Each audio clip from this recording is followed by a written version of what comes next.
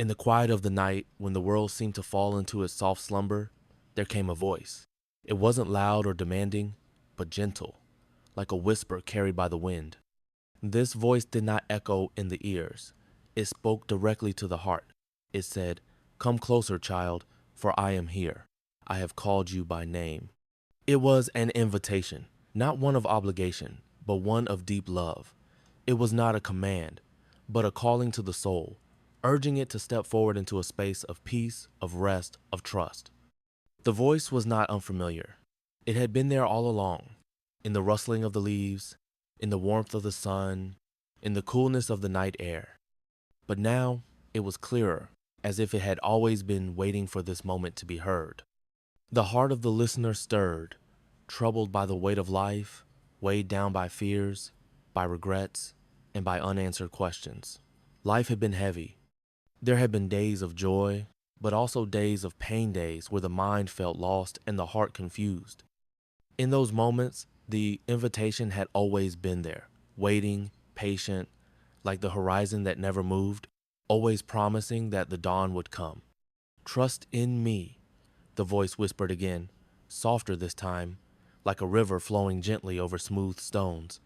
"I am the creator of all that you see, and I know your heart. I have seen every tear you have shed and felt every sorrow you have carried. I know the paths you have walked and the ones you still fear to take. But in my love, you are never alone." The listener hesitated. How could they trust when the world had been so unpredictable? How could they trust in a love they couldn't fully understand when all around them seemed to break apart? The weight of life's struggles felt like a mountain too high to climb. But in the softness of the voice, there was peace that transcended the chaos, a quiet strength that didn't ask for perfection but simply for willingness.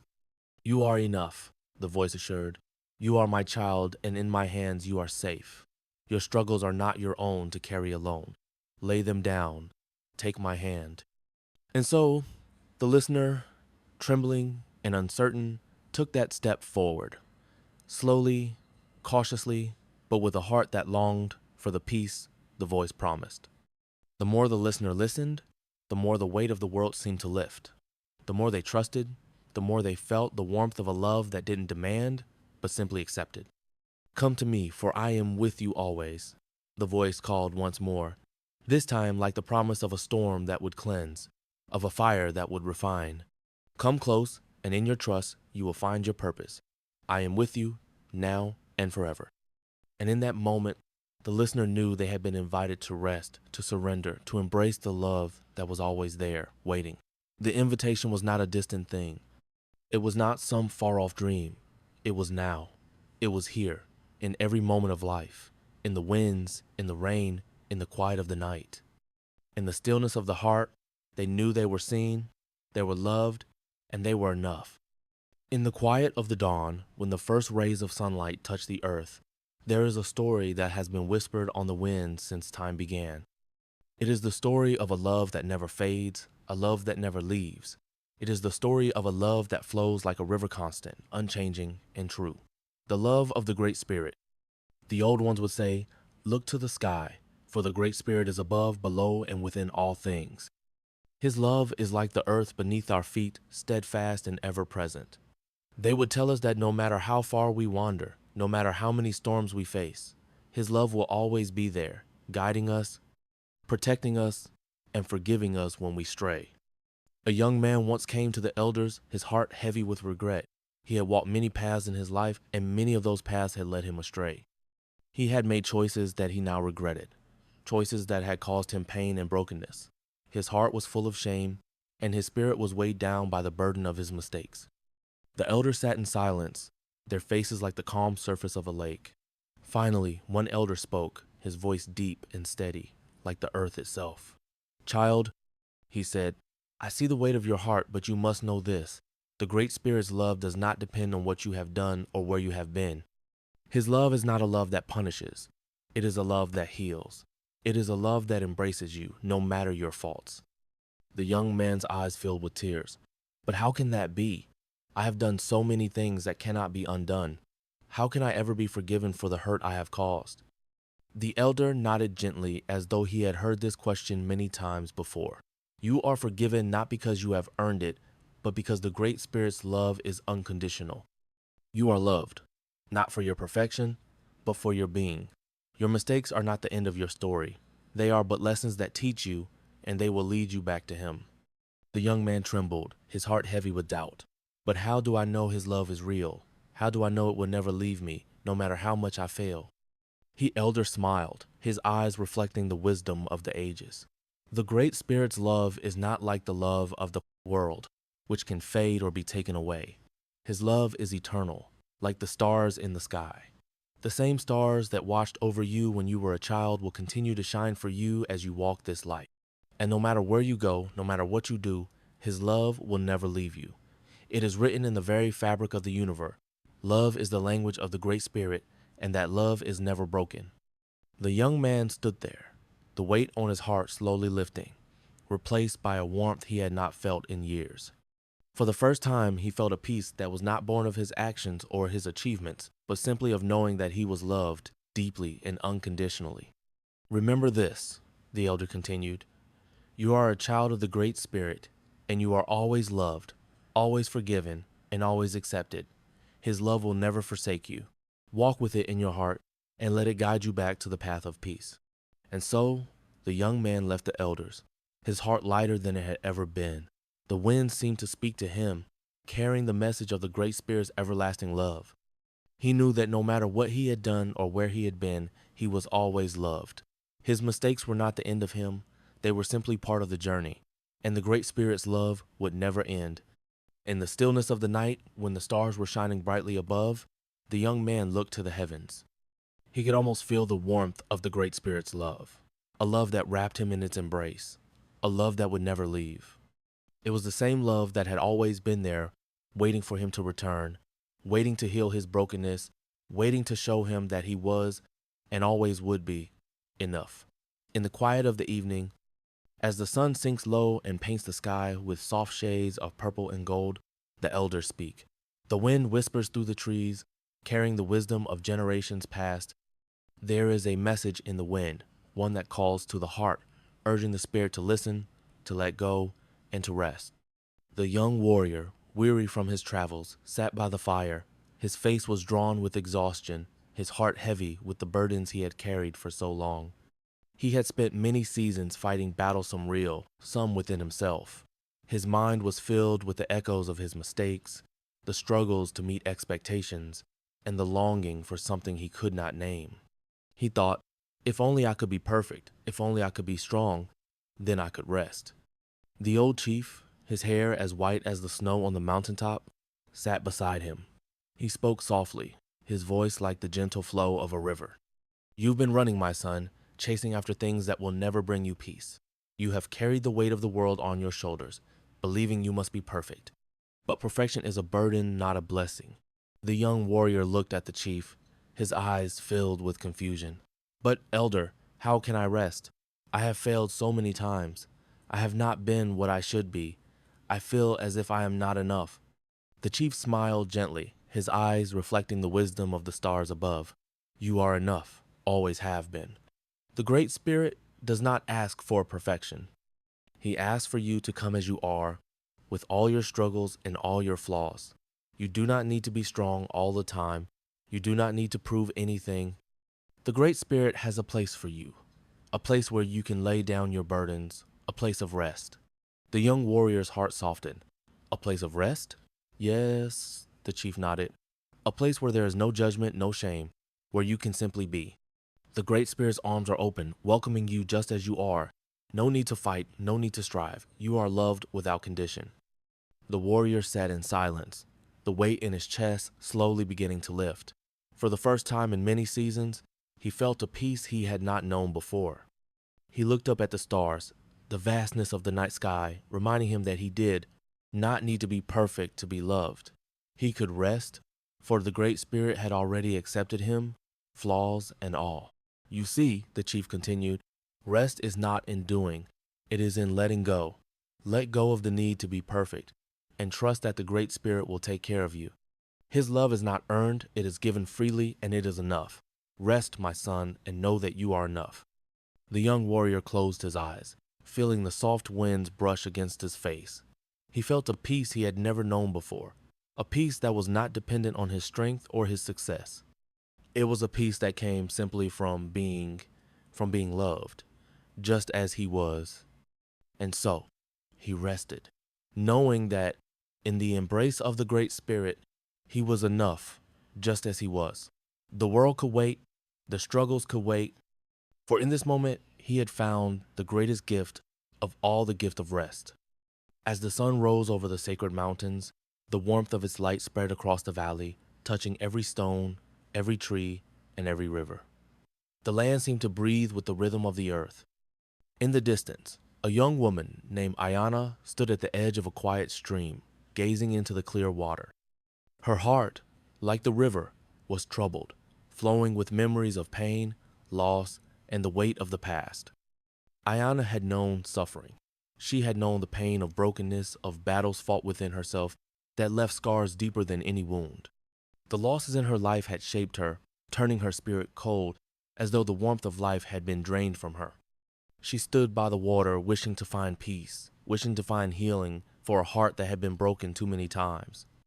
As she knelt beside the stream, the gentle voice of the elder, a wise woman named Kaya, reached her ears. Kaya, with skin like the earth itself and eyes that sparkled with the wisdom of many seasons, walked softly toward Ayana. "My child," she said, her voice calm like the morning breeze, "you are troubled, I see. Your heart is weary, your spirit burdened, but you do not need to carry this weight alone." Ayana looked up at the elder, her eyes filled with unshed tears.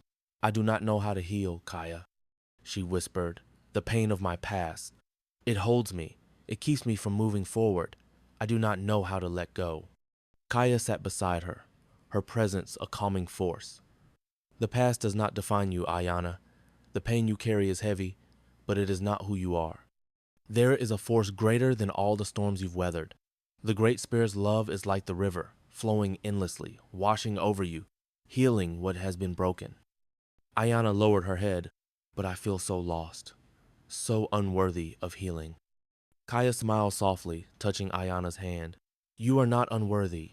The Great Spirit's love is not something you must earn. It is given freely, like the rain that falls to nourish the earth.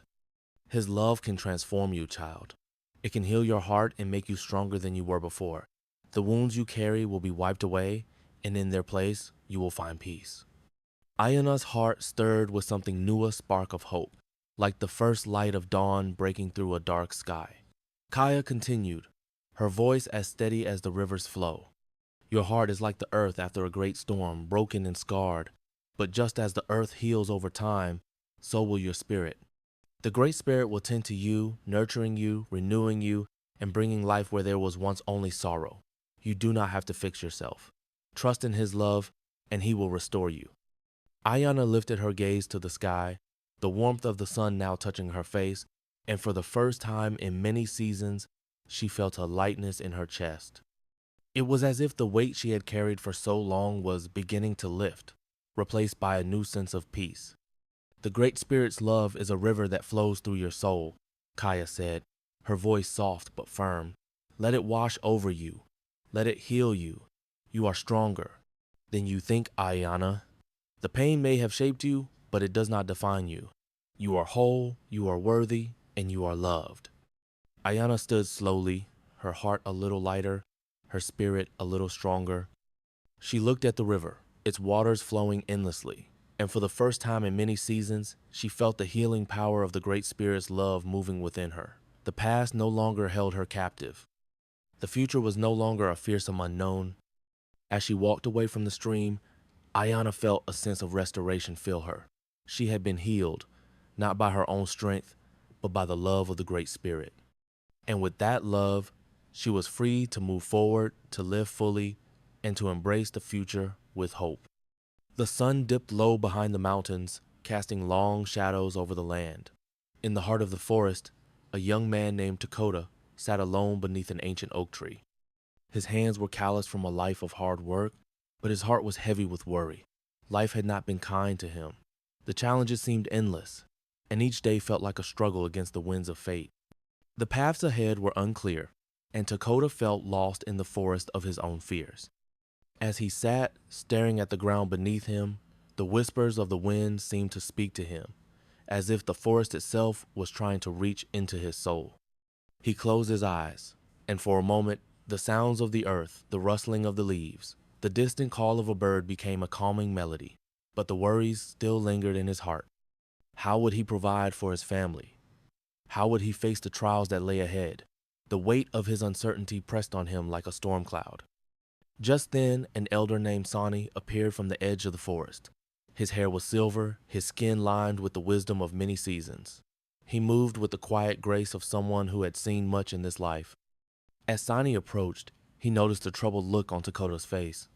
"Why do you sit here alone, my child?" Sani asked, his voice deep and steady like the river that wound through the valley. Dakota looked up, his eyes tired. "I do not know where to go, Sani. The world is filled with darkness, and my heart is heavy with worry. I do not know how to face what is ahead. I fear that I am alone in this." Sani knelt beside him, placing a hand gently on his shoulder. "You are never alone, Dakota," he said, his voice calm and reassuring.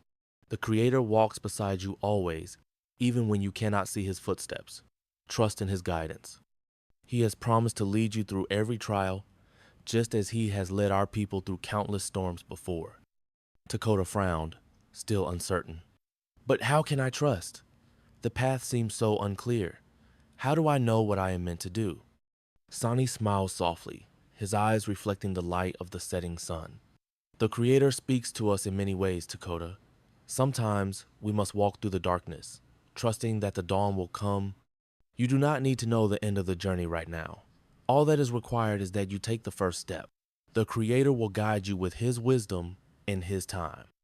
Dakota thought for a moment, feeling the weight of Sani's words. It was true. The forest around him had its shadows, but it also had its light. He didn't have to know everything, only that he was not alone, and that the Creator would provide for him, even in the hardest of times. Sani continued, "Trust in the Creator's promises, Dakota. You are not meant to walk alone. You may not see the path clearly now, but it is there, waiting for you. Have faith and walk forward in that faith. The Creator will lead you step by step as he has always done." Dakota stood, feeling the strength of Sani's words settle in his heart like the roots of an ancient tree grounding him. "I will walk with faith, Sani," he said, his voice steady now. "I will trust that the Creator will guide me through the storms." The elder smiled, his eyes full of pride. "That is the way, my child. Walk with trust, walk with faith, and you will find your way just as the river finds its path to the sea." As Dakota walked away, the world seemed a little brighter. The weight of his worries had not vanished, but a sense of peace had settled in his heart. He knew the road ahead would not be easy, but he no longer felt lost. With the Creator's guidance, he could face whatever challenges awaited him, step by step, with faith and trust. In the quiet stillness of the early morning, a young woman named Ahuli sat by the edge of the river. The water flowed swiftly, carrying the echoes of the past with it.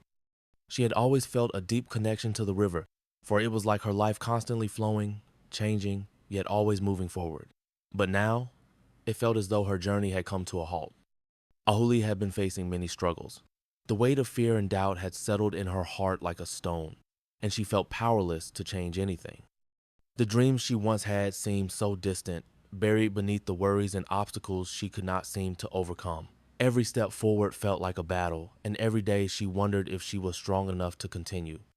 As the first light of dawn touched the earth, the elder Wiyeye, wise with years, walked down the path toward her. His eyes sparkled with the wisdom of the seasons, and his presence brought a sense of calm to everything around him. "Ahuli," he called softly, his voice like the wind rustling through the trees. "Why do you sit here alone, my child?" Ahuli looked up, her eyes heavy with the weight of her thoughts. "I am lost, Wiyaya," she said, her voice barely above a whisper. "I feel as though I am surrounded by shadows. My fears hold me back, and I do not know how to move forward. I am not strong enough." Wiyaya smiled gently, sitting down beside her. "Ahuli," he said, his voice filled with the kind of wisdom that only comes from a lifetime of experience, "you are never powerless. The Creator has gifted you with strength, with purpose, and with the ability to overcome any obstacle that comes your way." Ahuli shook her head, her heart still heavy. But how can I face the challenges ahead? I feel so small, like I am fighting against something much larger than myself. Wiyaya looked at her with compassion. The challenges you face are like the stones in the river. They may seem large, but the water does not stop to fear the stones. It flows around them, through them, and keeps moving forward. In the same way, you too have the power to overcome fear and obstacles. You are strong, Ahuli, stronger than you know. He reached out, placing a hand gently on her shoulder. With the Creator's guidance, there is nothing you cannot overcome. Your strength comes from within. It is not the obstacles that define you, but how you choose to face them. You are not alone in this journey. The Creator is with you always. Ahuli listened, her heart stirring with something deeper than she had felt in a long time. The weight on her chest began to lift, if only slightly. The river, which had once seemed like an obstacle, now appeared as a symbol of resilience and flow. The obstacles she faced were just like the stones in the water, temporary, conquerable with patience, faith, and strength. Wiyaya continued, you have the power to shape your path. The fear you feel is not your master. You are the master of your fears. With faith and trust in the Creator's wisdom, you will rise above whatever stands in your way. The Creator has placed within you a heart of courage and the strength to carry it forward. Ahuli stood, a sense of resolve growing within her. I will move forward, she said, her voice stronger now. I will face the obstacles not with fear, but with the strength that I have been given. The elder smiled. That is the way, Ahuli. The Creator walks with you. Trust in Him, trust in yourself, and you will find your way. As Ahuli walked away, she could feel the weight of fear lifting. The road ahead was still unclear, but she knew that with God's help, she had the strength to overcome whatever came her way. She was no longer powerless.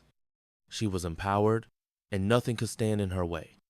The sun was setting over the plains, casting long shadows across the earth as the warm colors of twilight embraced the sky. As the last light of the day touched the land, a young warrior named Tyanita stood at the edge of the campfire, his heart heavy with thoughts he could not shake. He had lived many seasons, yet there were moments when the weight of the world pressed down on him, and he wondered if his struggles were ever truly heard. Around him, the camp stirred with the quiet movement of his people preparing for the night. The fire crackled and popped, its warmth spreading through the cool evening air. Yet despite the outward peace, Tyanita felt a quiet longing within, a desire for something greater than the worries of the day. He had heard many voices of elders and warriors, but none could fill the space in his heart that seemed empty, restless. Then, the voice of his grandmother, Akecheta, reached his ears. She had been a guide to him for many moons, offering wisdom like the steady flow of a river that never stops, no matter the obstacles. She approached, her presence as calm as the evening breeze. Tyanita, she called softly, her voice carrying the wisdom of generations. Why do you stand apart from the fire? You are one with this land, yet you distance yourself from its warmth. Tyanita turned, his eyes filled with the weight of his thoughts. Grandmother, I feel lost. The world seems too heavy, and I do not know if my heart is strong enough to carry the burdens placed upon me. Akecheta smiled kindly, her eyes reflecting the strength of 1,000 stars. Tyanita, the land does not ask the river to stop flowing, nor does the eagle ask for wings that do not carry it high. You were created with purpose. The Creator's love is woven into your very being. You have only to trust, to walk forward with faith, and to declare that you are ready to embrace what is offered. The young warrior listened, his heart beginning to stir. But how can I walk forward when I fear the path ahead? What if I stumble? What if I fail? Akecheta's eyes softened as she placed a gentle hand on his shoulder. The Creator has given you strength, Tyanita, not to be perfect, but to be whole. You are already enough. The only thing you must do is declare your faith and trust in His love. When you do, you will see the way before you. You will not walk alone. Her words echoed through Tyanita's mind like the distant sound of a drumbeat. He had always sought the answers outside of himself, yet now he saw the truth. It was not the world that needed changing, it was his own heart that needed to be opened. Declare your faith, Akecheta repeated, her voice firm and steady. Trust in the Creator's love and share this message with others. You are never alone, and you do not need to carry the weight of the world by yourself. The invitation is given. and it is yours to accept. Tayanita stood in silence for a moment, feeling the shift within him. The wind seemed to whisper through the trees, the stars above shining brighter. It was as if the Creator himself was extending his hand to him, offering peace, offering strength. I will declare my faith, Tayanita said, his voice now steady, filled with conviction. I will trust in his love, and I will share this truth with my people. His grandmother nodded, her face lighting with pride. That is all you must do. Walk forward with faith, and you will never be alone. As the fire crackled and the camp settled into quiet, Tayanita knew that his journey had only just begun. He no longer feared the unknown path ahead, for he had the love of the Creator in his heart. And now he had the courage to declare his faith, to walk forward, and to share that truth with those around him, knowing